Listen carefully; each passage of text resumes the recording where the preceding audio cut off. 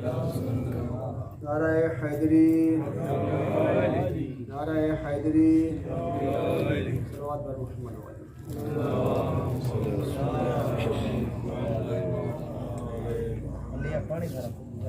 ما شاء اللہ لا حول ولا قوة الا باللہ العلی العظیم. حسبنا اللہ ونعم الوکیل، نعم المولا ونعم النصیر. وقفز عمری إلى الله إن الله بصير بالعباد. صلوات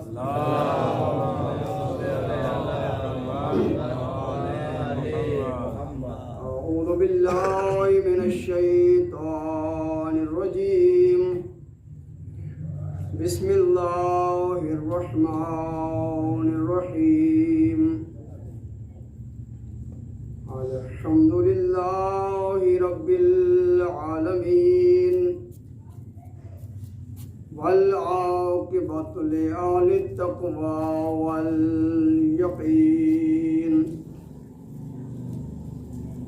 والصلاة والسلام على فخر العرب والعجم سيدنا ونبينا وحبيب إله العالمين أبي القاسم محمد. اللهم صل على محمد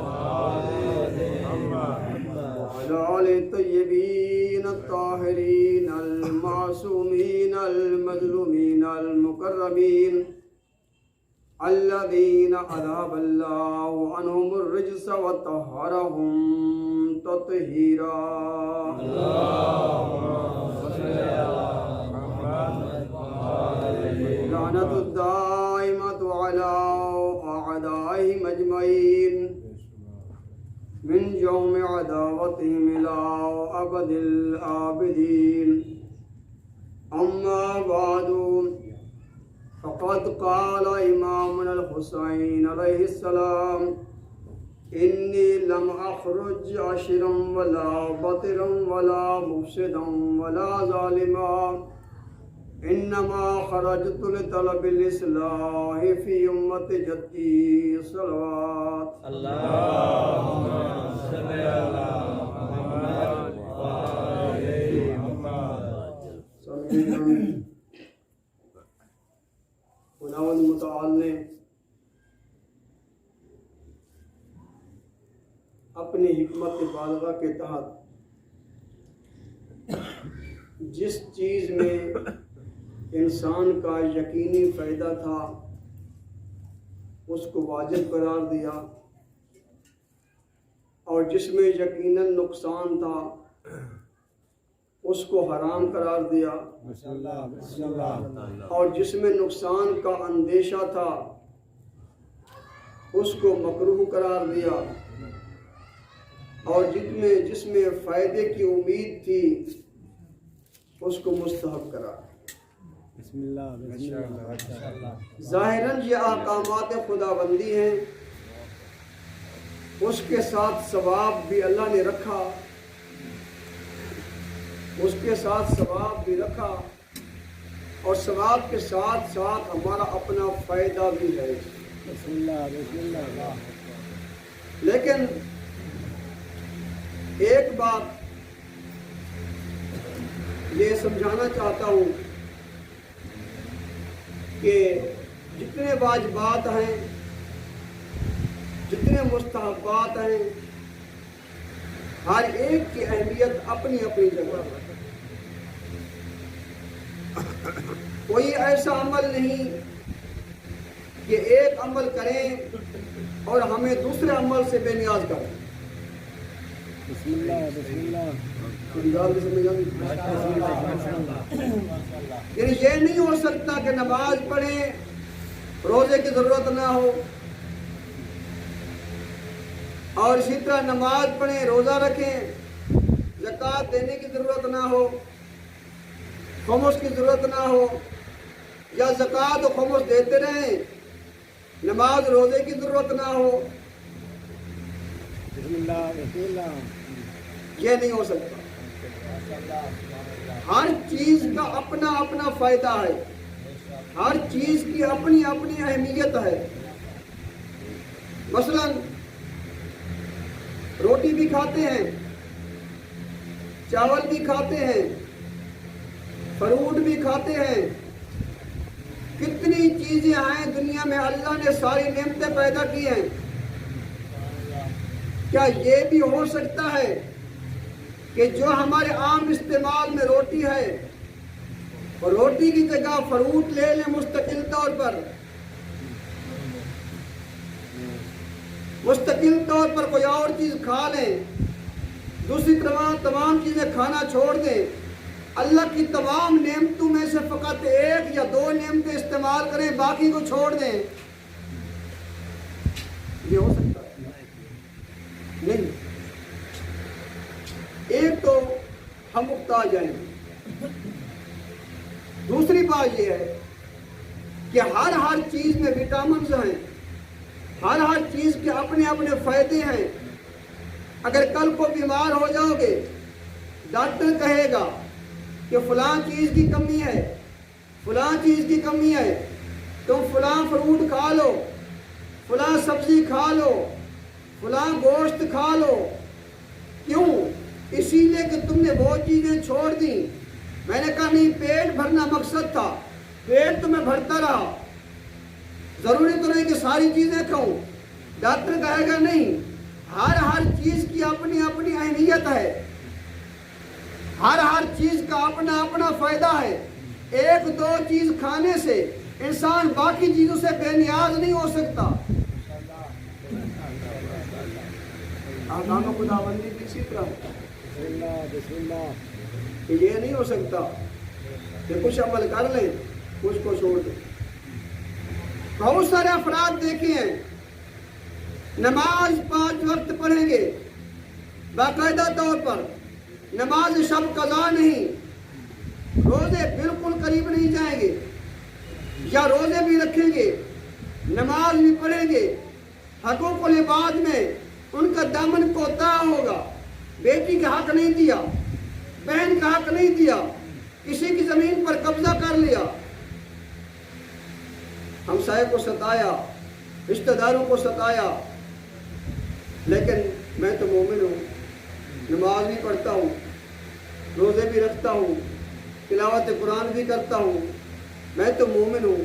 نہیں، بلکہ ہر چیز حقوق اللہ ہے، حقوق العباد ہے، حقوق اللہ کی اپنی اہمیت ہے، حقوق العباد کی اپنی اہمیت ہے، حقوق اللہ بھی ادا کرنے ہیں، حقوق العباد بھی ادا کرنے ہیں۔ یہ نہیں ہو سکتا حقوق اللہ ادا کرتے رہیں، حقوق العباد کو چھوڑ دیں، حقوق العباد ادا کرتے رہیں، حقوق اللہ کو چھوڑ دیں۔ یہ نہیں ہو سکتا۔ عام طور پر کہا جاتا ہے ہم نے تو سواری کر لی، یہ 70 حج کے برابر ہے، 90 حج کے برابر ہے، پھر ہمیں اور عمل کی ہے ضرورت کیا؟ اور اعمال کی ضرورت بھی نہیں ہے، بس تھوڑے پیسے اکٹھے کرتے رہے، سال کے بعد ایک دفعہ سواری کر لی، سارے گناہ معاف ہو گئے۔ سن تو رکھا ہے کہ 70 حج 90 حج کے برابر تو ہے، وہاں جب انسان جاتا ہے انسان کے گناہ معاف ہو جاتے ہیں، فرشتے کہتے ہیں استانے پھر عمل، دوبارہ اپنا کام شروع کرو، عمل شروع کرو، پچھلے گناہ معاف ہو گئے ہیں، اب تسلی تو ہو گئی، اب پھر سال کے گناہ اکٹھے معاف کروائیں گے۔ گناہ معاف کیے جاتے ہیں، واجبات ادا نہیں کیے جاتے۔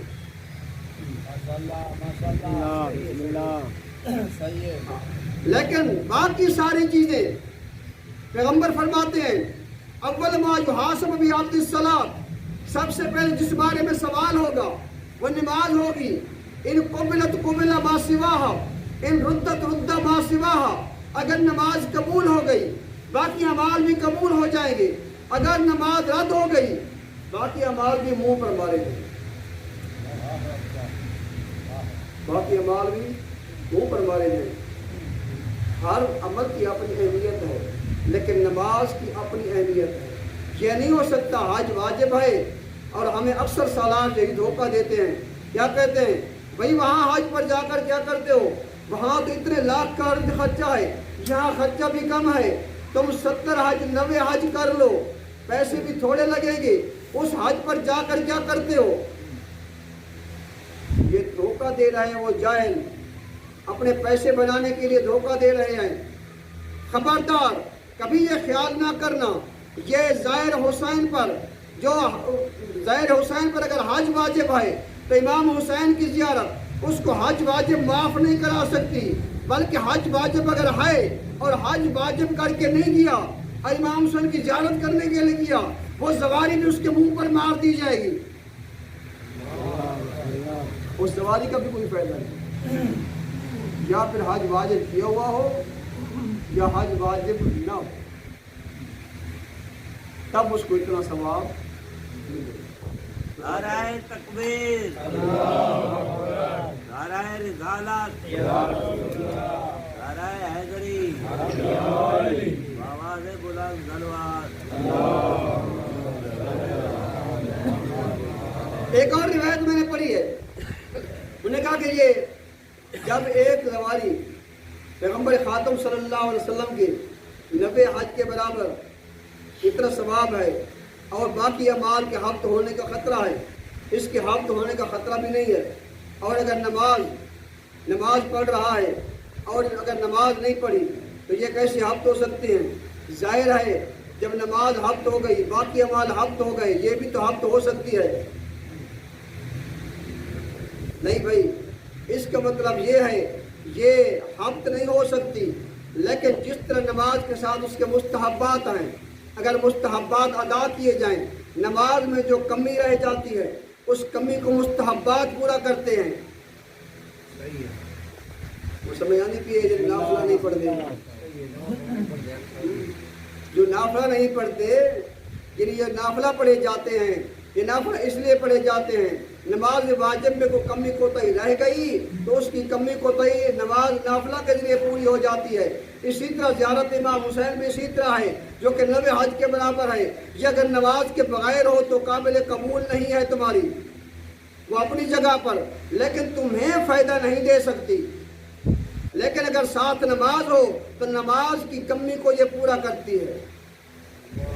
اگر نماز کی کمی بیشی، دوسرے اعمال میں کمی بیشی، ان کی کمی بیشی کو یہ جو ظاہر حسین جو ہے اس کی جو زواری ہے پورا کر دیتی ہے۔ صلوات پر محتمل ہوئی۔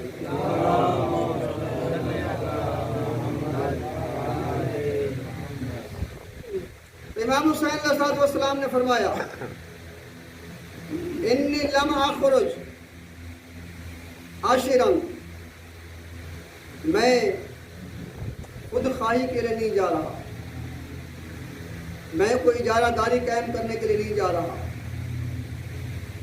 میں کوئی انانیت کی وجہ سے نہیں جا رہا، سفر نہیں کر رہا، بلا باطرن، اور نہ ہی میں سیر و سیاحت کے لیے جا رہا ہوں، بلا باطرن، نہ ہی میں سیر و سیاحت کے لیے جا رہا، باطرن کے بہت سارے معنی ہیں، نہ ہی میں سیر و سیاحت کے لیے جا رہا ہوں، نہ ہی میں فخر و تکبر کے لیے جا رہا ہوں، اور نہ ہی میں ریاکاری کے لیے جا رہا ہوں، نہ ہی میں حق کا انکاری ہو کر جا رہا ہوں، میں کسی حق کی مخالفت کرنے نہیں جا رہا۔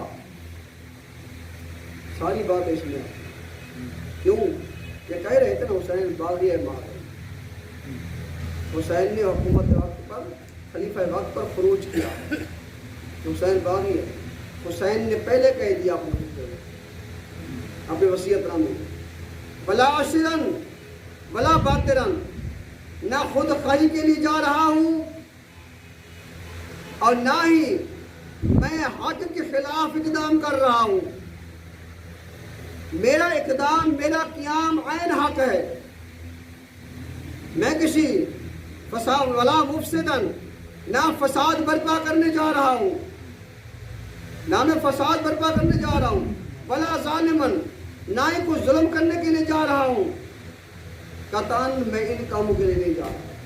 اگر وہ یہ خیال کرے حسین خود خواہی کی وجہ سے جا رہا ہے، غلط کہتا ہے۔ اگر کوئی کہے حسین نے خلیفہ وقت کے خلاف جو کہ حق تھا اس کے خلاف خروج کیا، غلط کہتا ہے۔ حسین خود حق ہے، حسین خود حق ہے، اور وہ لوگ ہیں جو کہ خلیفہ وقت کا یہ لبادہ پہن کر خلیفہ اسلام کا لبادہ پہن کر اسلام کو انہوں نے کھلونا بنایا ہوا ہے۔ حسین بتانا چاہتے ہیں کہ یہ حقیقی اسلام ان کے پاس نہیں ہے، حقیقی اسلام وہ ہے جو میں تمہیں دکھا رہا ہوں۔ بلا مفسدن، اور نہ ہی فساد برپا کرنا میرا مقصد ہے، نہ ہی میرا مقصد فساد برپا کرنا ہے۔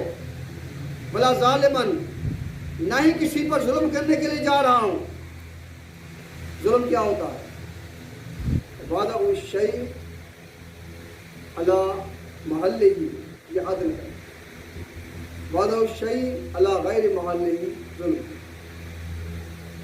ہر چیز کو اس کا مناسب مقام دینا یہ عدل ہے، ہر چیز کو اس کا غیر مناسب مقام دینا ظلم ہے۔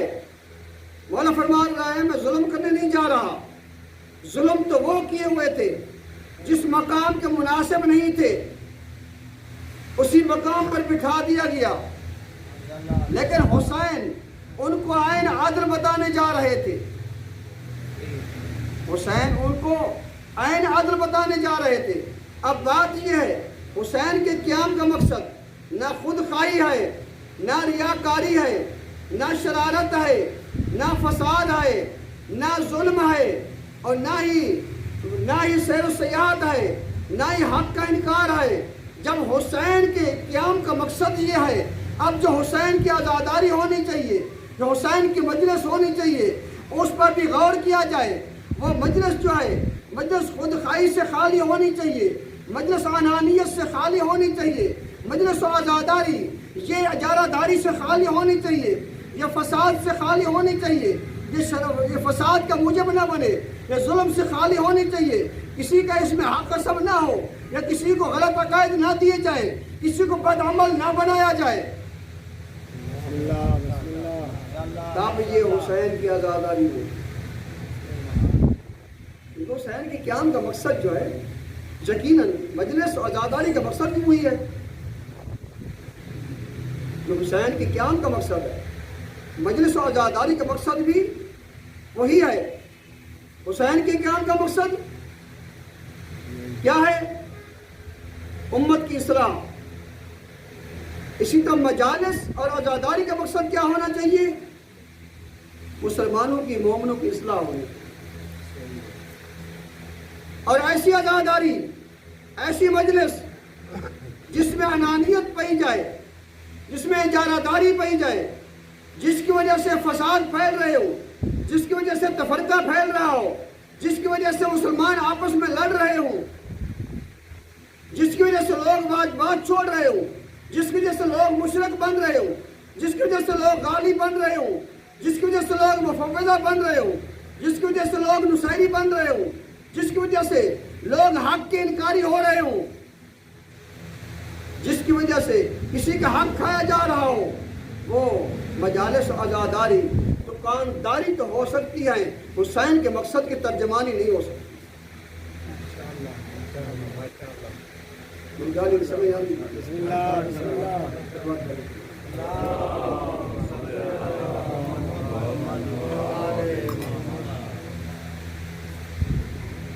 انما خرجت لطلب الاصلاح فی امت جدی،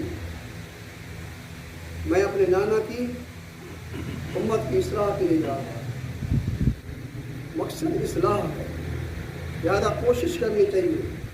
ہماری عزاداری میں ہمارے لوہے ایسے ہونے چاہیے جس کی جو ہے یہ طرز، جس کی جو ہے دھن یہ ایسی نہیں ہونی چاہیے جس طرح کے غنا میں شمار ہو، اور اسی طرح ایسے مصرے اس میں نہیں ہونے چاہیے جس میں شرک ملا ہوا ہو، شرک کی آمیزش ہو، ایسے نہیں ہونے چاہیے جس سے بد عملی پھیلے، ایسے نہیں ہونے چاہیے جس سے اعمال سے چھٹی ہو جائے، ایسے نہیں ہونے چاہیے کہ سننے والے کے مقدسات کی توہین ہو اور پھر فساد برپا ہونے کا خدشہ ہو۔ ہماری مجالس ایسی ہونی چاہیے کہ جس سے امن قائم ہو، ایسی نہیں ہونی چاہیے۔ اپنے ممبر کو ایسے خطیب سے بچانا چاہیے جو خطیب آ کر شرارت پھیلا کر چلا جائے، مسلمانوں کو آپس میں لڑا کر چلا جائے، پھر مسلمان آپس میں لڑتے رہیں، مومن آپس میں لڑتے رہیں، وہ اپنے پیسے کھڑے کر کے چلا جائے۔ اس ممبر کی حفاظت کرنی، عزاداری کی حفاظت کرنی کس کا کام ہے؟ ہمارا کام۔ صلوات پر محمد مولا نے فرمایا حال من ناصر ینصرنا، کوئی ہے جو میری فریاد سنے، جو میری مدد کو آئے؟ ہم نے اس کے جواب میں کیا کہا؟ پہلے تو زیارتوں میں پڑھا کرتے تھے، آج کل شارٹ ہو گئی، مختصر ہو گئی۔ یا لیتنا کنا معکم فنفوز فوزا عظیما، اے امام حسین کاش کہ ہم اس وقت ہوتے تو ہم اس امر عظیم میں حصہ لیتے، آپ کے ساتھ آپ کی فوج میں شامل ہو کر آپ پر اپنی جان نثار کرتے، اسلام کی بقا کے لیے ہم قربانی دیتے، کاش کہ ہم ہوتے۔ جب سے سمجھ آئی اس وقت سے کہنا چھوڑ دیا۔ کیوں؟ کہنے والوں نے کہہ دیا، یا تاریخ کربلا کے مفسر تھے، انہوں نے کہا کہ حسین کا استغاثہ فقط ان لوگوں کے لیے نہیں تھا جو اس وقت موجود تھے، قیامت تک کے لوگوں کے لیے تھا، قیامت تک کے لوگوں کے لیے۔ ایک ہوتا ہے انسان کا مشن، دوسرا ہوتا ہے انسان کی زندگی، انسان کا مشن۔ انسان کا مشن اگر زیادہ عظیم نہ ہو، زندگی اہم ہوتی ہے، انسان مشن کو چھوڑ دیتا ہے، زندگی کو بچا لیتا ہے۔ اگر مشن زندگی سے زیادہ اہم ہو، مقصد زندگی سے زیادہ اہم ہو، انسان زندگی کو قربان کر دیتا ہے مگر مقصد کو بچا لیتا ہے۔ حسین کا مقصد اتنا عظیم تو تھا، حسین نے اپنی زندگی قربان کر دی، فقط اپنی نہیں، علی اکبر کی زندگی قربان کر دی، عباس کے بازو قربان کر دیے، قاسم کو قربان کر دیا، اون محمد کو قربان کر دیا، پردے داروں کے پردے قربان کیے، فقط کس لیے؟ اپنے مقصد کی بقا کے لیے۔ حسین کا مقصد کیا تھا؟ دین اسلام کی بقا۔ اب حسین کا استغاثہ قیامت تک کے لوگوں کے لیے، حال من ناصر ینصرنا، کوئی ہے جو میرے اس مشن کی حفاظت کرے، چاہے پیسہ خرچ کرنا پڑے، چاہے جان دینی پڑے، چاہے بہت کڑوے گھونٹ بھی کیوں نہ پینے پڑے، سلو کے کسی مقام پر سلو کے گھونٹ بھی پینے پڑ جاتے ہیں، کسی کا قیام کرنا پڑے، میری عزاداری میرے مقصد کی حفاظت کون کرتا ہے؟ کون ہے جو ہمیں مقصد کی حفاظت کرے؟ اب لبیک یا حسین کے نعرے تو سب لگاتے ہیں، لبیک یا حسین، لبیک یا حسین، لیکن یہ دیکھیں زبان سے لبیک کہنے والے عملاً بھی لبیک کہہ رہے ہیں یا نہیں کہہ رہے؟ عملاً لبیک کہنا یہ ہے کہ حسین کے مقصد کو زندہ رکھیں۔ حسین کا مقصد کیسے زندہ ہوگا؟ اس عزاداری کے ذریعے، ان مجالس اعضاء کے ذریعے ہم حسین کے مقصد کو زندہ رکھ سکتے ہیں۔ مقصد یہ ہے ہمارے ممبروں سے صحیح عقائد حقہ بیان کیے جائیں، ہمارے ممبروں سے صحیح اعمال بیان کیے جائیں، انسان کو بدعمل نہ بنایا جائے، انسان کو عامل بنایا جائے، ہمارے ممبروں سے اخلاقیات بیان کیے جائیں، ہمارے ممبروں سے امن کی فضا قائم ہو، ہمارے ممبروں سے کسی کے مقدسات کی توہین نہ ہو، ہمارے ممبروں سے کسی کی دل آزاری نہ ہو، ہمارے ممبروں سے کسی کا دل نہ ٹوٹے۔ اگر یہ کام ہم کر رہے ہیں تو ہم واقعاً مقصد حسین کی حفاظت کریں۔ اگر ہمارے مجالس، ہماری عزاداری اگر ان چیزوں سے خالی ہے، سمجھو کہ ہم نے حسین کے استغاثے پر لبیک تو کہا مگر منافقت کی ہے، لبیک کہہ کر منافقت کی ہے۔ تو لہذا کوشش کریں، یہ نہیں اگر فصل میں اگر جڑی بوٹی ہو جائے فصل کو کاٹ دیا جائے، نہیں، جو عقلمند کسان ہوتا ہے فصل کو صاف کرتا ہے جڑی بوٹی سے، فصل کو کارآمد بناتا ہے، اس کا مطلب یہ نہیں ہماری مجالس رضا، ہماری عزاداری جب امام کے مقصد کو پورا نہیں کر رہی تو ختم کر دینی چاہیے. نہیں، ختم نہیں کرنی چاہیے، بلکہ ان کی اصلاح کرنی چاہیے، عزاداری کی بھی اصلاح ہو اور اسی طرح ہماری مجالس کی بھی اصلاح ہو. جس طرح امام کا مقصد اپنے نانا کی امت کی اصلاح ہے، حسین کی یہی خواہش تھی، حسین کے دل کی تمنا یہی تھی، حسین کی آرزو یہی تھی، حسین نے اسی لیے استغاثہ بلند کیا تھا. تو لہذا ہماری مجالس و عزاداری کا مقصد بھی اصلاح ہونا چاہیے، فساد نہیں.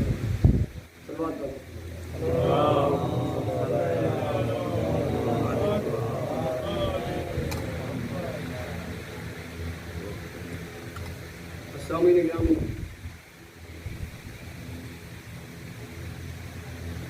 مسلم بن اوسجا کل ایک مومن نے کہا ہمیں کسی صحابی کی شہادت سنی. مسلم بن اوسجا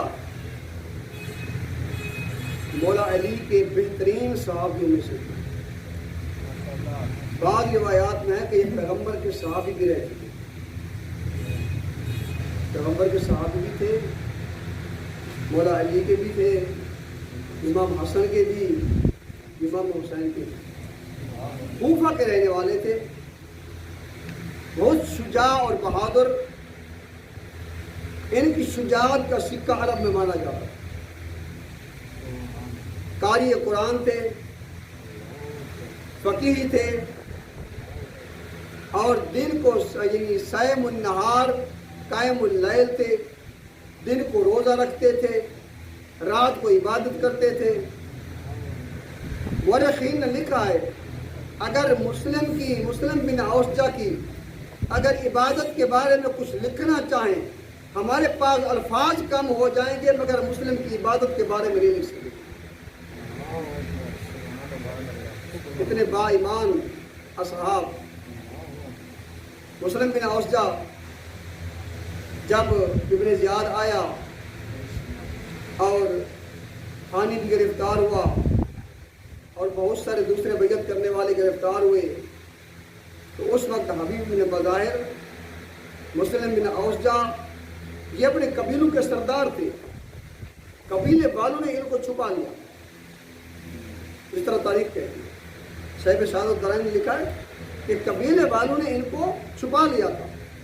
اس کے بعد جب حالات درست ہو گئے، کوفہ کے راستے سارے بند ہو گئے، اس کے بعد ان کو آزاد کیا گیا. اور یہ بھی زیادہ لوگوں سے نہیں ملتے تھے. کبھی کبھار کوئی ضروری کام ہوتا تو بازار کی طرف جاتے تھے، ورنہ اکثر گھر میں رہتے تھے. ایک دفعہ مسلم دکان پر گیا، وہاں سے خضاب لے کر آ رہا تھا. آگے حبیب مل گیا. حبیب سے کہا، حبیب نے پوچھا کہ کہاں گئے تھے؟ اس نے کہا، مسلم نے کہا خضاب لینے کے لیے گیا تھا، خضاب لگانا تھا. اس کے بعد مسلم پوچھتا ہے کہ حبیب یہ میں کیا دیکھ رہا ہوں؟ کوفہ میں جنگ کی تیاریاں ہو رہی ہیں، اسلحے تیار کیے جا رہے ہیں، فوجیں تیار کی جا رہی ہیں. یہ سب کچھ کیا ہو رہا ہے؟ یہ کون سی جنگ ہے؟ مسلم تو وہ ہے جو شہید ہو چکا ہے. مسلم تو وہ ہے جو شہید ہو چکا ہے. یہ کون سی جنگ ہے؟ حبیب کہتے ہیں تجھے پتہ نہیں، نواسہ رسول امام حسین کربلا میں گرفتار ہو چکا، وہاں معصور ہو چکا ہے. یہ اس غریب کو شہید کرنے کی تیاریاں ہو رہی ہیں. جو مسلم نے سنا، مسلم نے فوراً خضاب پھینک دیا. مسلم نے فوراً خضاب پھینک دیا. کہتے حبیب اب خضاب لگانے کی ضرورت نہیں ہے، اب یہ خضاب حسین کی نصرت میں لگے گا. اب یہ خضاب حسین کی نصرت میں لگے گا. اب مسلم نے سوچا کہ کس طریقے سے یہاں سے نکلوں، کوفہ کے راستے بند ہیں، کس طریقے سے نکلوں. اس نے یہی طریقہ سوچا، اپنے بیوی بچوں کو ساتھ لیا. بیوی بچوں کو ساتھ لے کر روانہ ہوا کہ لوگ سمجھیں گے مسلم کہیں رشتہ داروں کے گھر جا رہا ہے، کہیں دوسری جگہ جا رہا ہے. اگر جنگ پر جانا ہوتا بیوی بچوں کو ساتھ نہ لے جاتا. اپنی اس حکمت عملی میں مسلم کامیاب ہو. बीवी बच्चों को साथ लेकर गया और वहाँ हुसैन के लश्कर में पहुँच गया। जब 10वीं का दिन हुआ, अब उस मुस्लिम का जिहाद देखो, बूढ़ा कितना हो चुका है, उम्र इतनी है, अबरू जो है ये आंखों के सामने ढल चुके हैं। अब जब देखता है अबरू को उठाकर देखता है, जब देखता है अबरू को उठाकर देखता है, अब जंग के लिए इजाजत ले रहा है। बोला फरमाते हैं मुस्लिम तेरा आना ही काफी है, तू बहुत बूढ़ा हो चुका है, तू जिहाद के काबिल नहीं रहा, तू जख्मों की मरहम पट्टी करता, जख्मियों की मरहम पट्टी करता रहे, तू न जा। लेकिन मुस्लिम ने जब इसरार किया, इमाम ने इजाजत दी मुस्लिम को, मुस्लिम ने कस कर पट्टी बांधी, अपने अबरों को ऊपर बांध दिया ताकि दुश्मन को देख सके, और तलवार उठाई, नेजा उठाया, घोड़े पर सवार हुआ, पुश्तों का पुश्ते लगा दिए।